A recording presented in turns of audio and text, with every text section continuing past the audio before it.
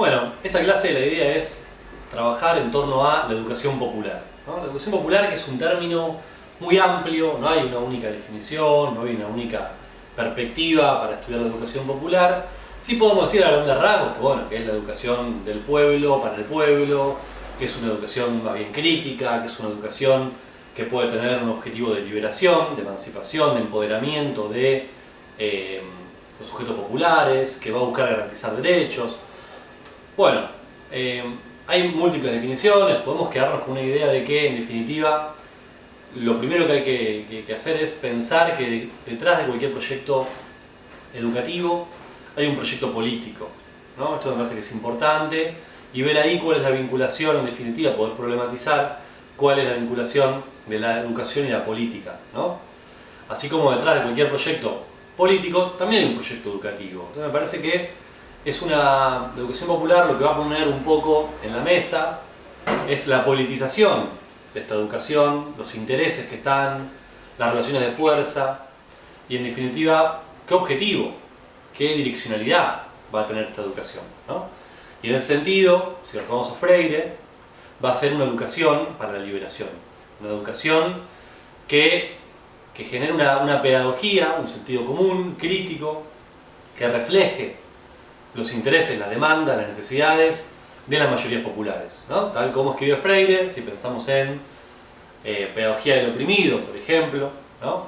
Años 60, 70, Brasil, los campesinos analfabetos y todo un proceso de alfabetizar con un método de enseñanza que es muy novedoso, pero que sobre todo va a reconocer al campesinado como sujetos políticos, ¿no? Y esto es lo importante, digo, ¿no? La relación, el diálogo entre la educación, la política, y esta idea de que el saber no va a ser un saber cerrado, concentrado en los dueños de la verdad o los dueños del país, sino todo lo contrario, sino que el saber es algo que está distribuido, ¿no? El saber está socialmente distribuido, todos tenemos conocimiento.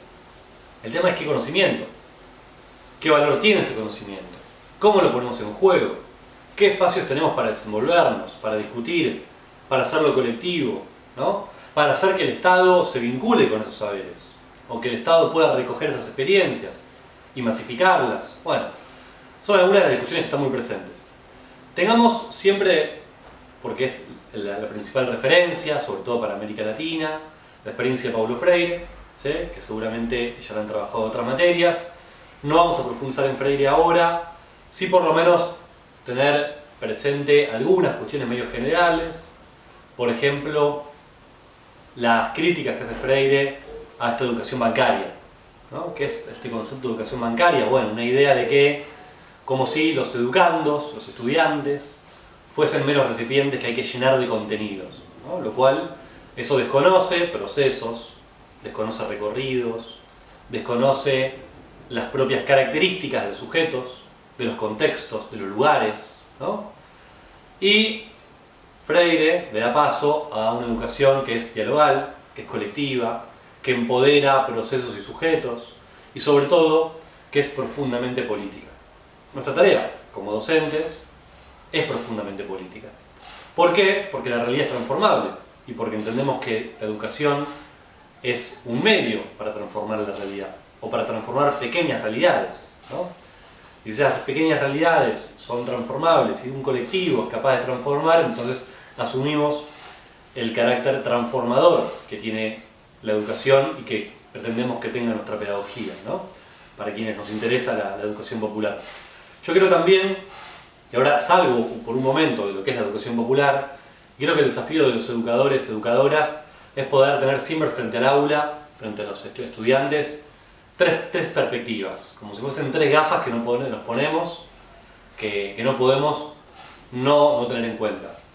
Partimos del análisis, o del diagnóstico, vamos a decir, de que vivimos en una sociedad desigual, y que esa sociedad desigual es transformable, y que la educación puede ser un medio para. Entonces, reconocer que por lo menos hay tres grandes desigualdades, múltiples desigualdades, pero por lo menos podemos agruparlas dentro de tres grandes grupos, y esos tienen que ser los tres enfoques que adoptemos siempre frente a los estudiantes, en mi visión, y también según la visión de distintos autores que ahora vamos a ir nombrando, ¿no? Por un lado, tener presente qué pasa con la cuestión de la desigualdad económica, ¿no? de la posibilidad real de acceso.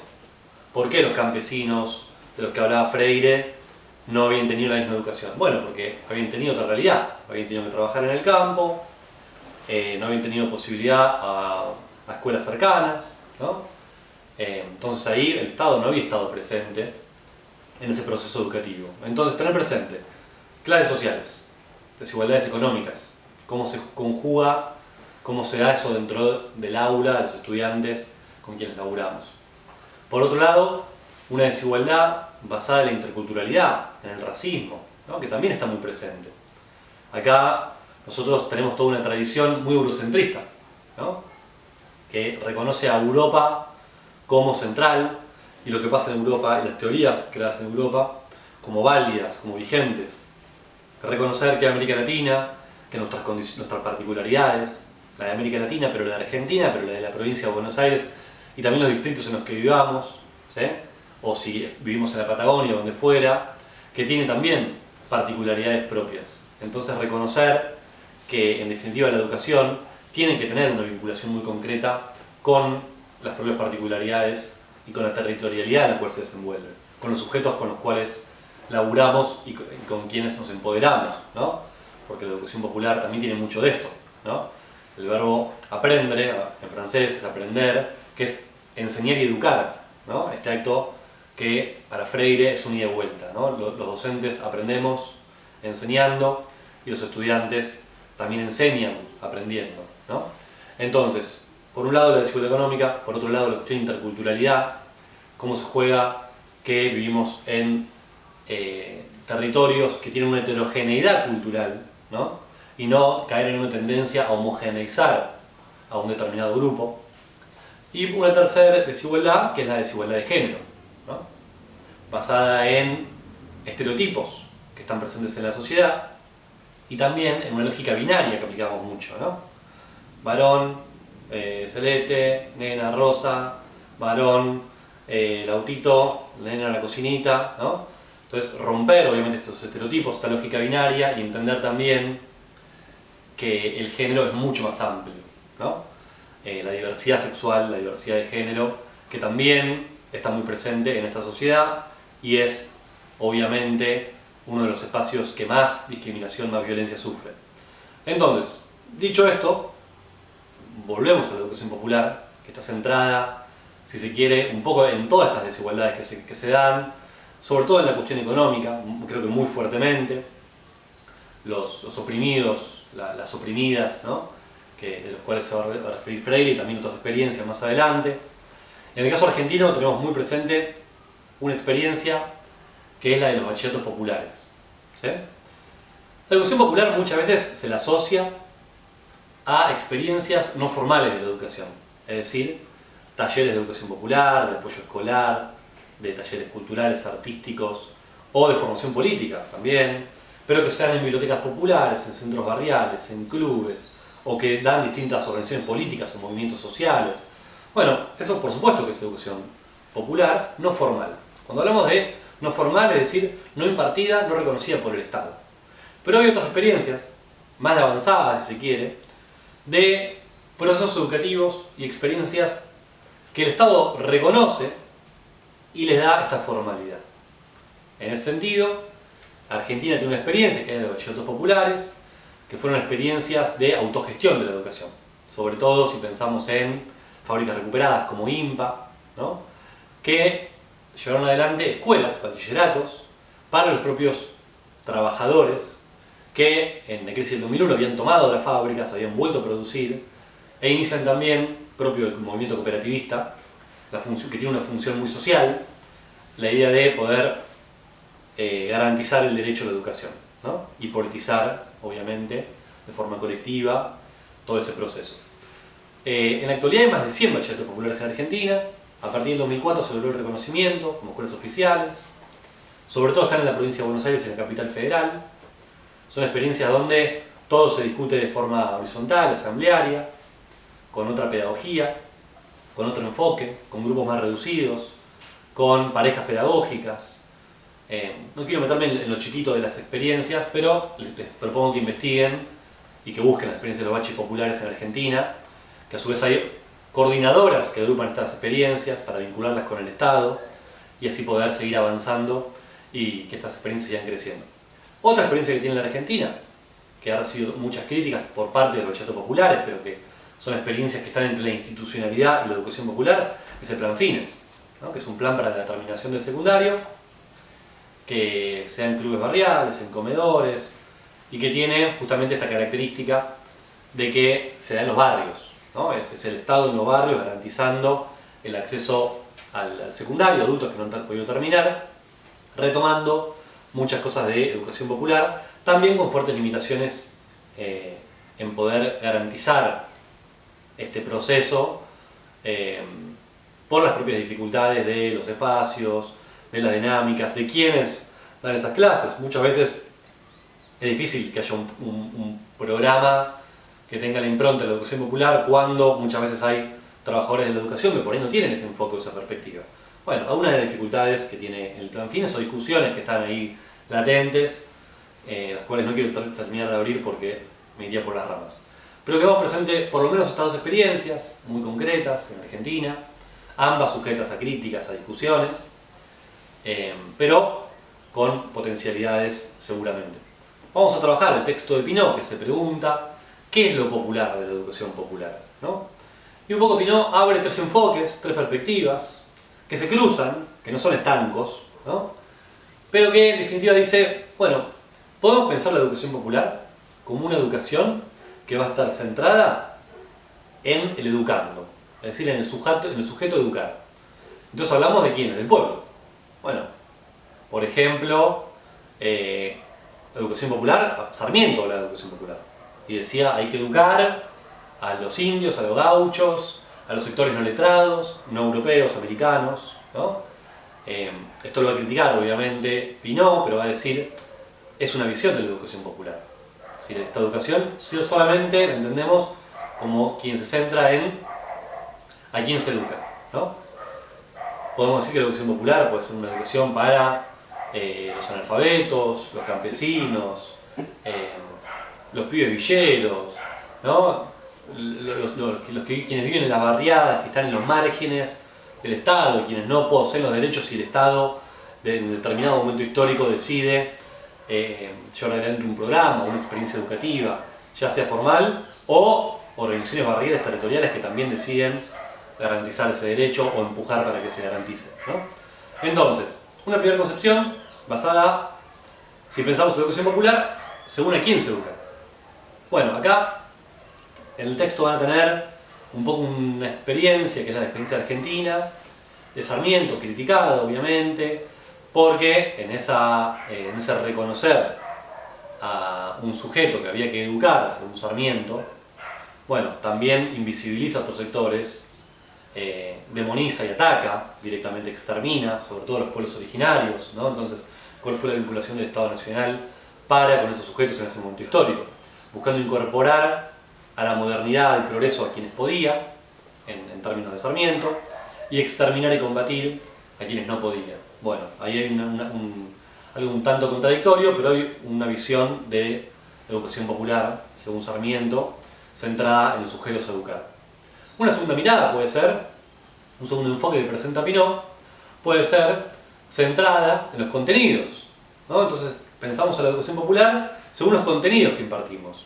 ¿Qué contenidos? Bueno, contenidos para la liberación, contenidos para la politización y empoderamiento de determinados sujetos, ¿sí? Contenidos que den cuenta de la importancia de lo popular, que expresen realidades no reconocidas, ¿no?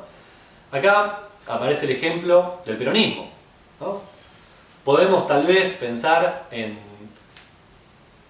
políticas públicas o políticas educativas que han sido profundamente populares durante la experiencia del peronismo, ¿no?